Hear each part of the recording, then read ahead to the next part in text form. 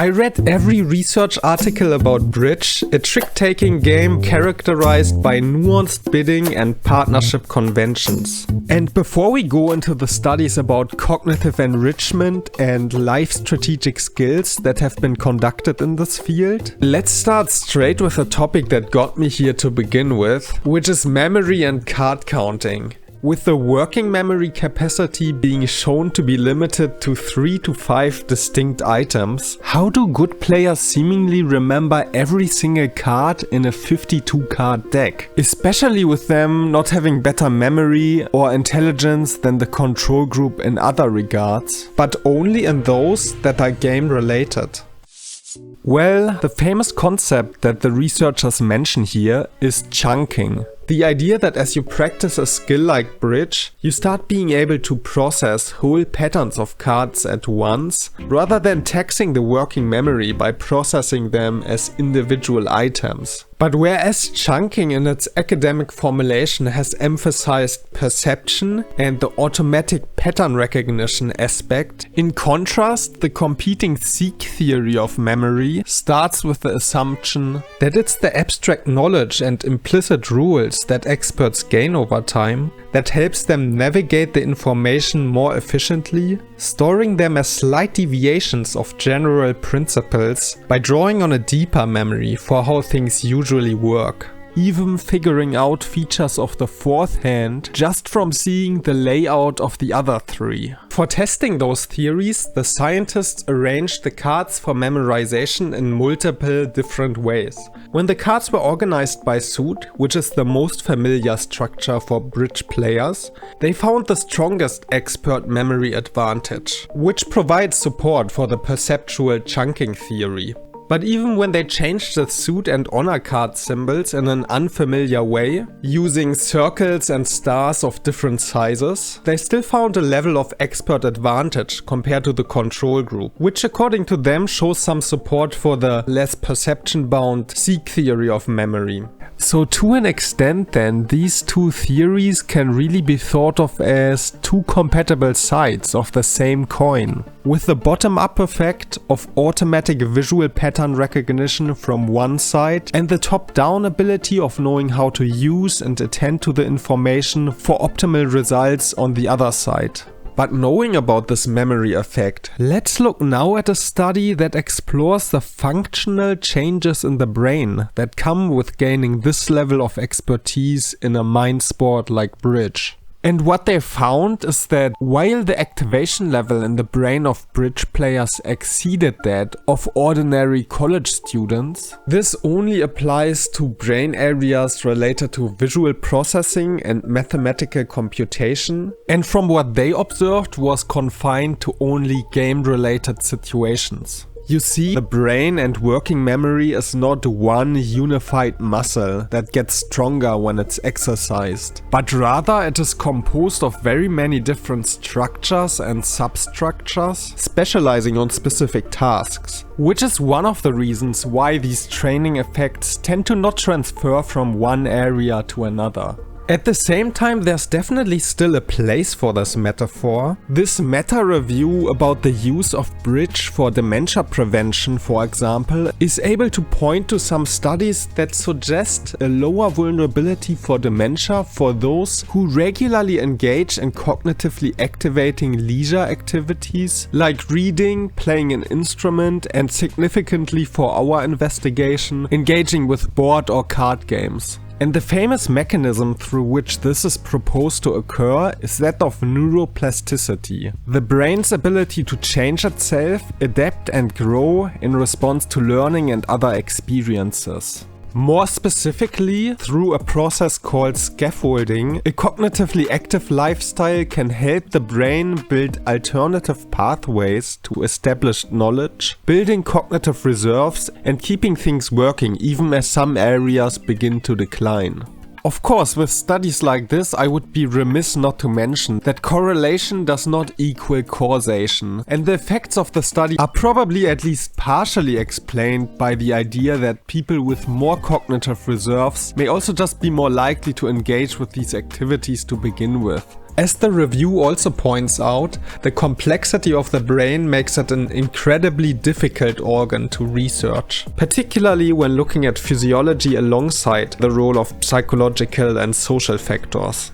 In general, a lifestyle with a healthy amount of physical, social and mental activity provides the right foundation for older people to maintain their cognitive abilities. And bridge can certainly be a big part of that for those who are engaging in it. But if looked at specifically as a tool for dementia prevention, which makes sense to study with the average age of bridge club members being over 70 years, and thereby being part of the vulnerable demographic for dementia. While promising in some regards, it wasn't found to specifically outperform other, more easily implementable forms of cognitive enrichment, especially with it being quite difficult to learn and inherently taxing on the working memory, making it potentially less accessible to people with early dementia symptoms, especially if a club doesn't have specific structures set up for designing the gameplay around their specific needs. But another area that has received a lot of attention for the partnership game of bridge is that of the life and social skills that can be cultivated in a club environment of the game.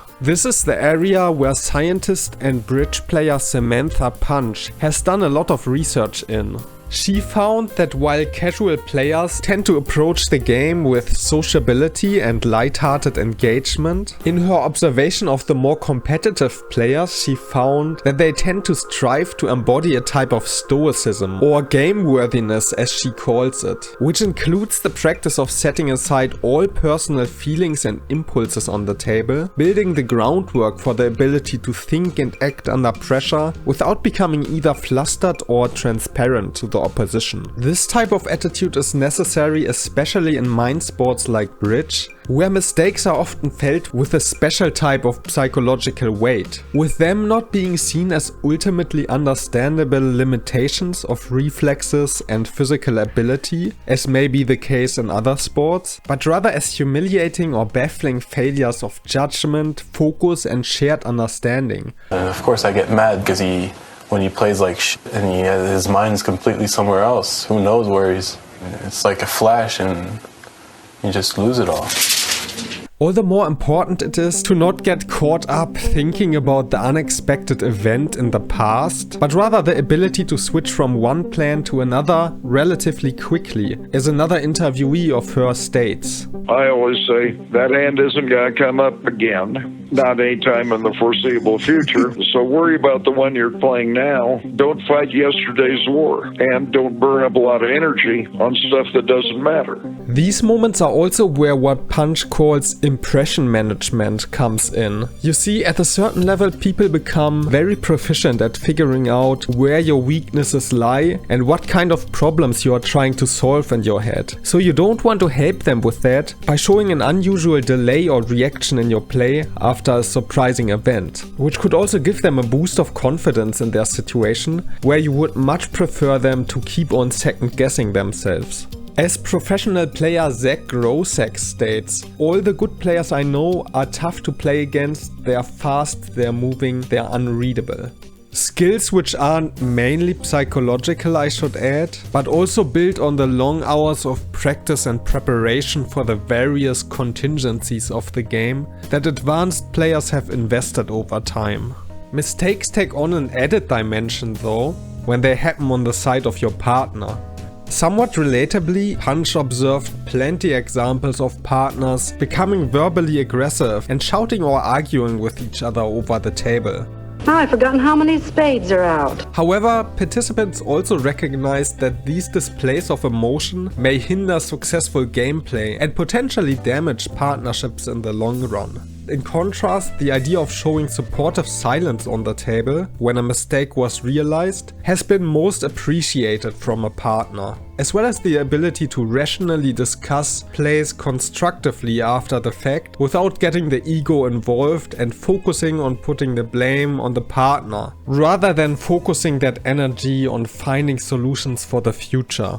This type of behavior also plays into what previous researchers have called the moral dimension of gameplay. Learning to negotiate what counts as legitimate, accountable, and acceptable behavior at the table. The practice of an ability that is an example of the lifelong benefits found in a mind sport like bridge that this study wants to point out and highlight, especially for a younger generation of potential new players. On the other side, the article also reminds me of the psychological theory of the zone of optimal function. The idea that in a competitive setting, each person has a unique range of emotional intensity within which they can perform at their best. For bridge, that means finding that mental space where your deductive and big picture thinking abilities can flourish and learning to stay in it. Because as a competitor, you either have to live in that state or you will always fall short of your potential.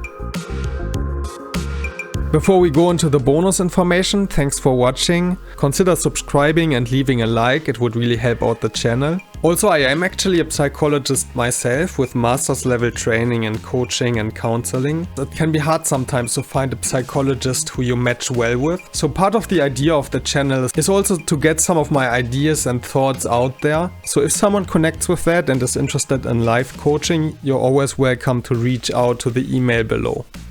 So I thought I'd specify just a couple of interesting bonus information that I didn't manage to fit into the video. So at the beginning I say our working memory capacity is only 3 to 5 items. That might seem really low to people who don't know the exact research behind it. You can memorize longer numbers when you try to memorize a phone number or something like that. That's part of the reason why it also used to be higher. It used to be like 7 plus minus 2.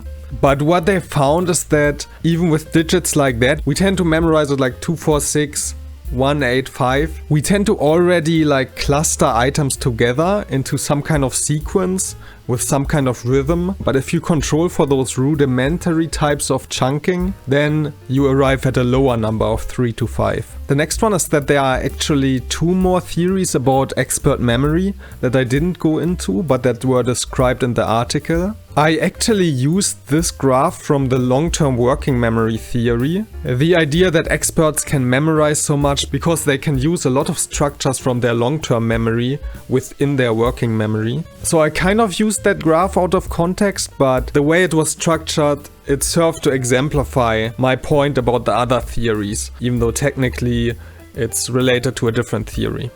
The other one, there is actually already a theory that builds on the chunking theory, which is called the template theory, with the idea that templates are larger, more flexible memory structures that include both fixed and variable elements.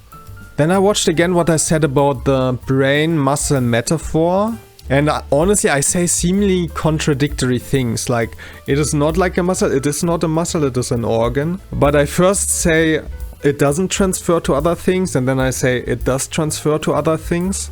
And the way I interpret the results about that is that if you have an expert ability and you compare it to different, very specific other skill, then you're less likely to find an effect of transference. But if you take a more general approach and look at cognition and memory as a whole, then it is likely that you create some new connections that will lead to effects like the scaffolding that I talked about. With dementia, I try to be careful not to say anything misleading. One of the things that I thought about adding from the article about that is that, of course, yeah, those intellectual exercises, they can be good for you, but they still have to be meaningful and fit the needs of the person who is doing those exercises. So you can't log in your parents in a escape room for a couple of days and expect results. Like if you stress them out at the same time, they are kind of also counteracting effects.